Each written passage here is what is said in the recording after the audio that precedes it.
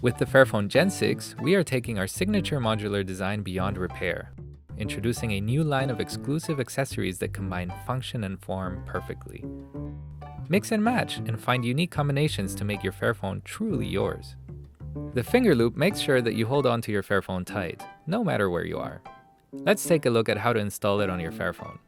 Using the Torx T5 screwdriver that came with your accessory, remove the 2 black screws on the top of the lower back cover. Make sure to keep the black screws in a safe place as you will need them again shortly. Once you have removed the screws, slide the lower back cover off by gently pulling down on it, like this. Remove the lower back cover, take your finger loop accessory and place it over the battery like so. Now, gently push up and the cover should slide right into place. Then, all you need to do is screw the 2 black screws back into the cover, and that's it. It's important to use the correct amount of force when doing this. Gently tighten the screws until you can feel a slight resistance, then turn 1/8 of a turn more. Not too much, but not too little either.